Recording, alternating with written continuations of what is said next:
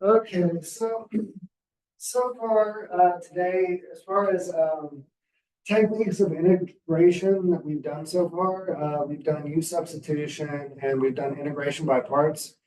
One of the other techniques of integration is going to be trigonometric substitution. Okay, so let's do the separable part of this, and then we're going to have to look at how am I going to use trigonometric substitution to solve this problem.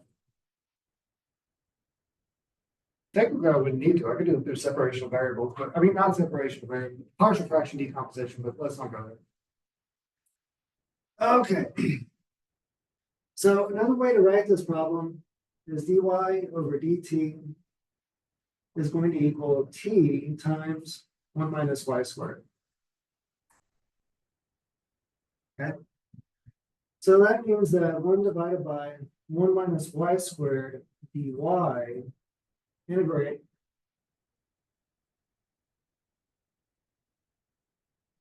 is going to equal the integral of just t dt.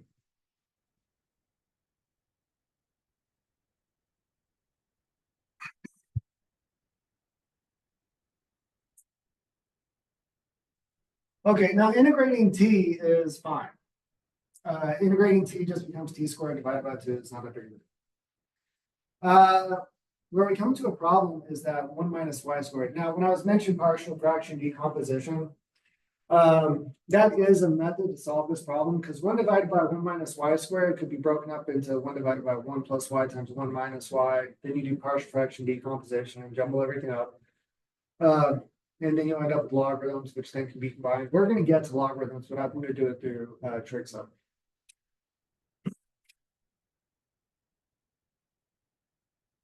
Okay, so remember with trig sum, if this was 1 plus y squared, okay, we would let y equal tangent of theta. If it was y squared minus 1, we would go secant of theta.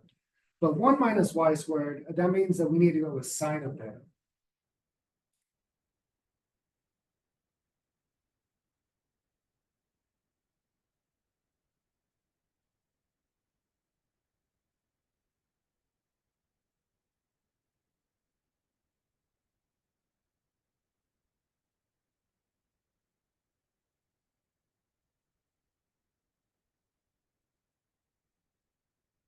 I'm going to leave the right-hand side alone.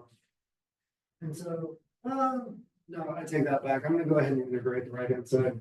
So this becomes the integral of 1 divided by 1 minus sine squared theta cosine theta d theta, which is going to equal now t squared divided by 2 plus c.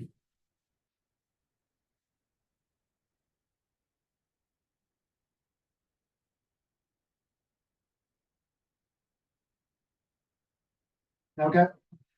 Now, remember that the entire choice with trigonometric substitution of letting y equal sine of theta in this case is due to the fact that 1 minus sine squared is cosine squared.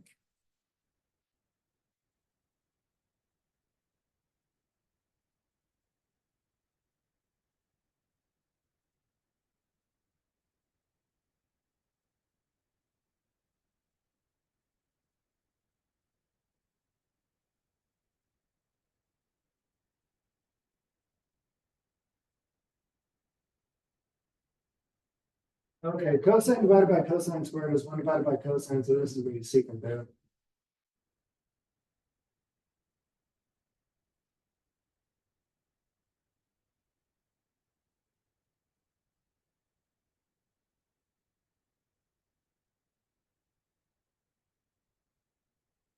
Okay.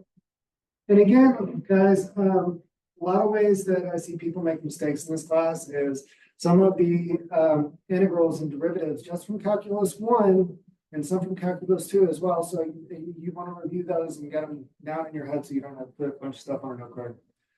So the integral of secant theta is going to be the natural log of secant theta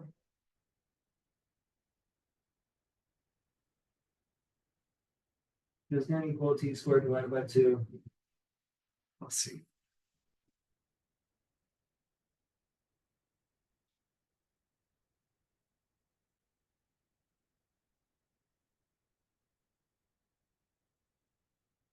Okay, but our problem is in terms of y's and t's, so we can't leave this in the realm of theta and t. Well, okay, if it was a definite integral, I could have changed boundaries and done that.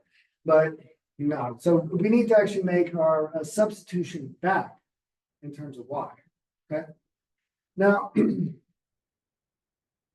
if you do not remember this from calculus 2, we are going to have to use something known as the triangle. Okay. So remember that our original substitution,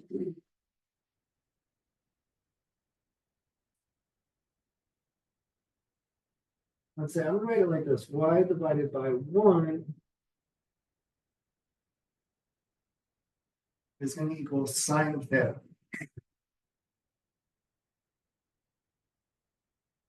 Okay. So the triangle that would be associated with this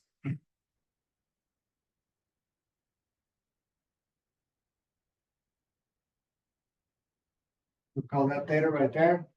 Okay. So sine of theta is y divided by 1. Okay. What that means is, remember, the sine of theta is going to be opposite of the hypotenuse. So that's y divided by 1. This is going to turn into square root of 1 minus y squared.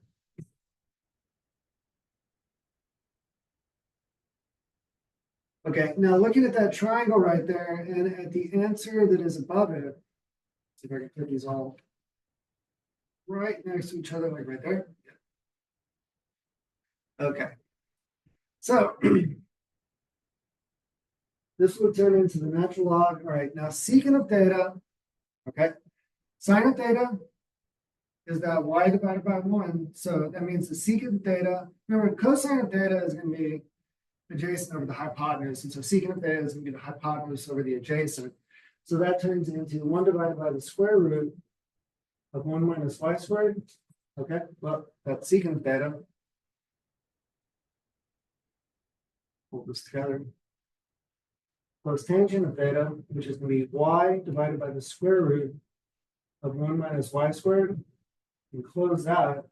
And then say this is going to equal t squared divided by 2 plus c.